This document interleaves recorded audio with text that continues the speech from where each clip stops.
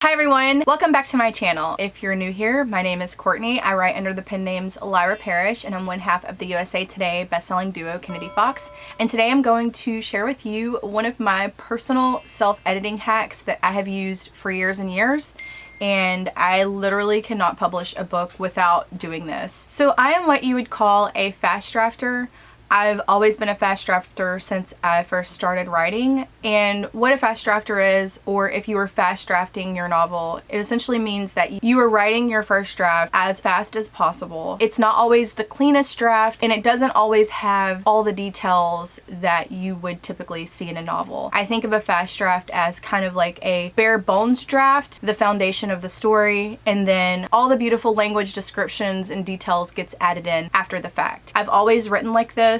It's a habit that I have really tried to break since writing as Kennedy Fox with my partner, because she is not a fast drafter. For some reason, my brain doesn't allow me to switch between the creative side and the analytical side. So when I'm writing, I can't see everything that needs to be added inside of a story until after it's written, basically, until the bare bones are there. And that might be one of my writer weaknesses, not able to see everything that's missing as I'm writing, but I think it might be kind of normal because there are a lot of fast drafters out there. So my self-editing hack is essentially to have your computer read the story back to you. And I know that that sounds like super basic, and it is, but there are different types of learners out there. And I know that this isn't about learning, but there are people who have to read things. There's the auditory learners. There's the ones that are hands-on. There are also people who have to like physically write things. And I am kind of like a combination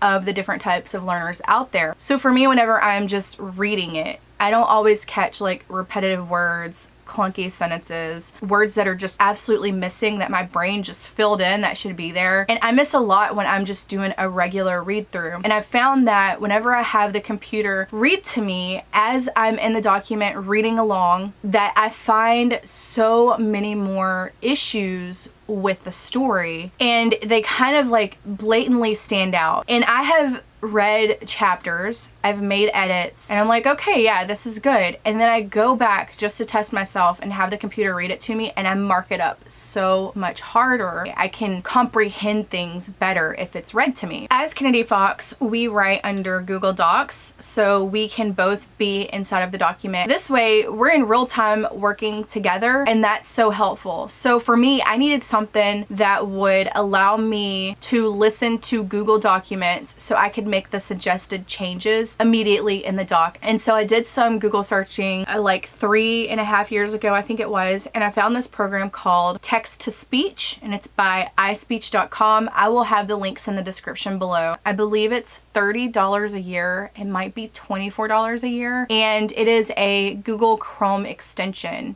And so the way that you use it is you highlight the words that you want it to read to you, and then there's a play button in the right hand corner of your Google extension, and you just press play and it'll read it out to you. It can read web pages, and it can also read Google Documents. Of course, it's like a robot reading. You can change the voices and the accents. It has really improved my final draft and what I'm producing whenever I listen to it. There are some cons to this, and one of the main ones is it takes a lot of time, because we can read faster than a computer can read.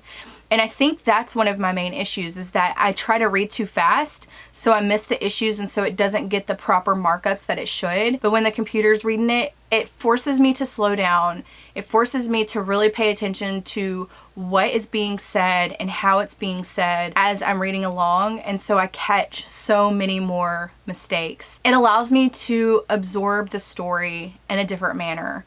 I feel like after we write 100,000 words, whenever I'm going back to the very beginning of the draft, I don't really remember what we wrote. I mean, I can go look at the summary, but I don't really remember what we wrote at the beginning. So whenever I'm having the computer read it to me and I'm also reading it, I almost get to experience it as a reader would experience it. And it's such a great feeling to have it read to you and go, wow, this chapter's pretty good, but it could use some detail right here about what they're wearing, how it feels outside, or wow, the word though was used in this paragraph 8 times. Maybe that doesn't need to be said so many times. And I've noticed too that sometimes we will miss small words that our brain just filled in, like an a or a the or an of. So whenever the document's being read to you, it's very obvious that a word is missing, or there's too many S's in all of these words together, or whatever the case is. It has revolutionized the way that I self-edit, and it's not something that I feel like I could ever publish a book without doing, because I am a fast drafter, and whenever I go and regularly read, I don't always comprehend all the information that I'm reading to myself, so I miss a lot of stuff. And I know that that's a weakness for me. So I know you're probably wondering how long it actually takes to listen to a full-length book, and I just finished listening to the book that we have releasing in 2 weeks, and the overall word count came to 101,000 words, and that took me about 8 days. The reason why it took me so long is because you'll know that I work a full-time job, and so I didn't have all day every day to listen to it. I would get home from work and I would have dinner, and instead of writing, I would listen to the book for 4 hours. And I did that Monday through Friday, and then I busted butt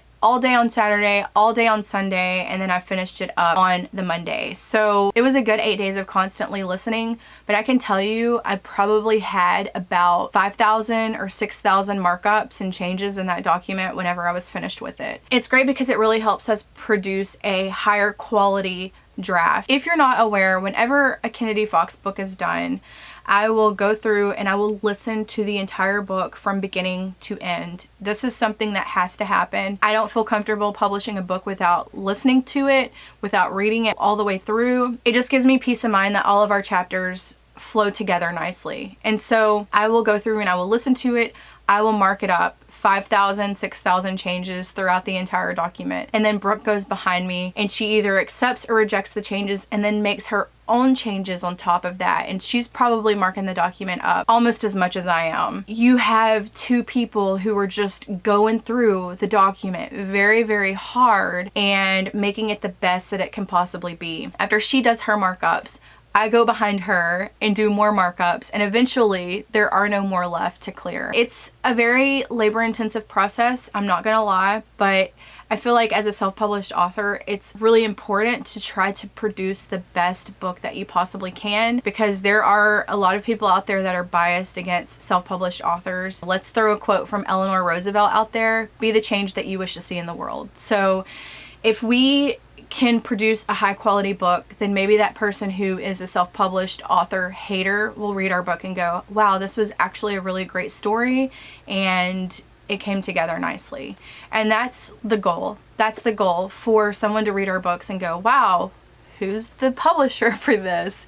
And they find out it's self-published, you know, and so that's one person's mind that we changed.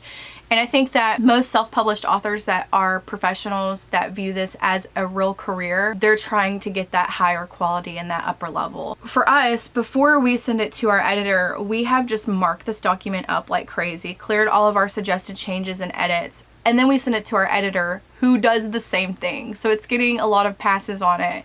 And so I know that whenever a Kennedy Fox book publishes, that it is the highest possible quality that we can produce at that time. And I think it's important that I say at that time, because 5 years from now, we're going to be in a different part of our craft, in a different part of our career, and we may look back at these books and go, wow, these need to be rewritten, because you're always improving. So the point is to publish the best book that you can right now, right in this moment, and publish something that you're proud of. I hope that this helps you with your book. If you're bad at self-editing and you just really cannot see the issues, try to process it in a different manner. Try to have your computer read it to you and see if you absorb the information differently. Because for me, it was like a mind-blowing experience to be able to see the errors and see the issues and repetitive words and where more detail needed to be added. It was like someone took the blinders off of my eyes, and I am forever grateful for that application. Like, I would pay $100 a year for that because it has really revolutionized the way that I self-edit my books. If you try this, please let me know in the comments below. I know that there were a few people that were like, minds were blown whenever I mentioned this beforehand, because it's not something that I always talk about. I hope that this was helpful. I hope that if you use this process, that you see more mistakes in your first draft and you're able to fix them, so then you can send your editor something that's even better. If you have any questions, feel free to leave them below. I try to respond back to everyone, and I just want to say thank you so much for being here. I hope you have an amazing, productive week. You accomplish all your goals and you write all the words. I'll see you again in my next video. Bye.